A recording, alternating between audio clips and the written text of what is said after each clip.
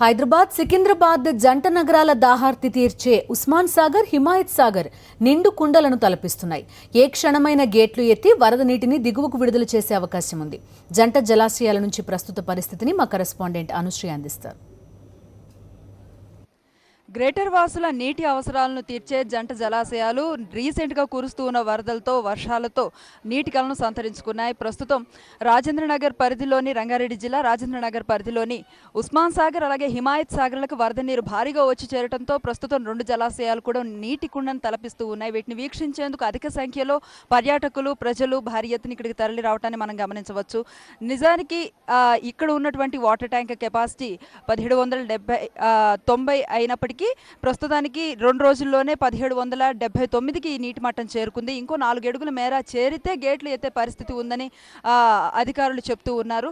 ఎప్పటికప్పుడు ఈ వరద ప్రవాహం ఎట్లా ఉంటుంది, ఇన్ఫ్లో ఎట్లా ఉంటుంది అనే విషయం పైన సమీక్షను జరుపుతూ ఉన్నారు. అలాగే ఎగువ నుంచి వస్తూ ఉన్న నీరుని సమీక్షిస్తూ తద్వారా ఇతరులకు ఎటువంటి ఇబ్బంది లేకుండా వచ్చిపోయే వాళ్ళకి ఇబ్బంది కలగకుండా చూసేందుకు అన్ని జాగ్రత్తలను తీసుకున్నారు. ఈవెన్ పోలీసులను కూడా ఇళ్లకు వెళ్లకుండా సమీక్షించుకోవాల్సిందిగా హుకుం జారీ చేసి ఉన్నారు. దాంట్లో భాగంగా ఇక్కడ పటిష్ట భద్రతను ఏర్పాటు చేసి ఎప్పటికప్పుడు వాటర్ లెవెల్స్ని సమీక్షించుకుంటూ ఉన్నారు. ఇంకో 4 అడుగుల మేర వాటర్ లెవెల్ కనుక పెరిగితే గేట్లు ఎత్తుతారు. దానికోసం కూడా ప్రిపరేషన్ జరిపే ఉంచారు. మరమ్మతులన్నీ పూర్తి చేసి సిద్ధంగా ఉంచారు. ఎప్పటికప్పుడు వాటర్ లెవెల్ పెరుగుతూనే ఉంది.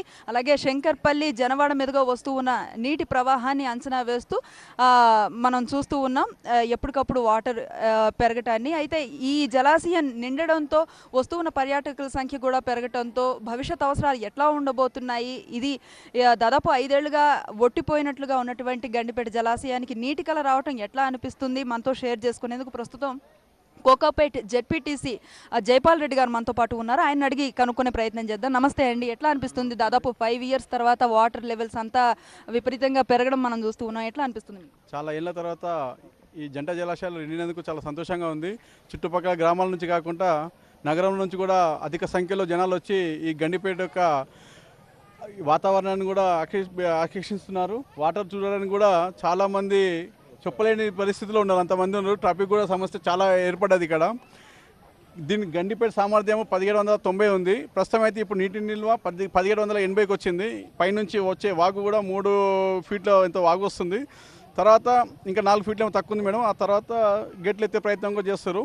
రైట్. ఈసారి నిండిన విధానం చూస్తే కనుక గ్రేటర్ వాసులు దాహార్తి తీర్చడంతో పాటు పరిసర గ్రామాల్లో ఉన్న వ్యవసాయ అవసరాలను కూడా తీర్చేలా కనిపిస్తూ ఉంది ఈ చెరువు. దీన్ని బట్టి ఎట్లా అనిపిస్తోంది? ఈ లెవెల్లో వాటర్ చూసి మీరు ఎన్నాళ్ళైంది? నేను చూసి 2010లో చూసిన, 2002లో చూసిన మేడం. ఆ తర్వాత మెల్లిగా తగ్గుకుంటూ వచ్చింది.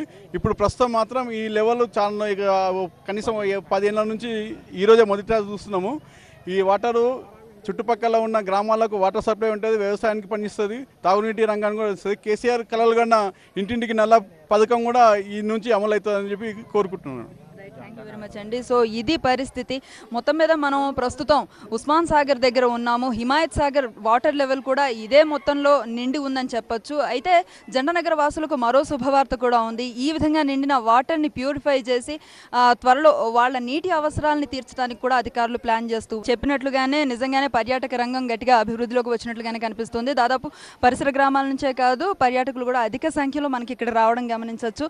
చాలామంది ఇక్కడికి చేరుకొని ఈ జలాశయ అందాన్ని వీక్షిస్తూ ఉన్నారు. అసలు వాటర్ ఇబ్బందుల్ని తీర్చడానికి ఎక్కువ ఆస్కారం కనిపిస్తూ ఉంది. భారీగా కురుస్తున్న వర్షాలతో నగర ప్రజలు కొద్దో గొప్ప ఇబ్బందులు పడుతున్న మాట వాస్తవమే అయినా సరే జలాశయాలు నిండుగా మారటంతో మళ్ళీ రానున్న 3-4 ఏళ్లకి ఎటువంటి నీటి కొరత ఉండదనే ఆశాభావాన్ని వ్యక్తం చేస్తూ ఉన్నారు. ఇది ఇక్కడ తాజా పరిస్థితి. Over to studio.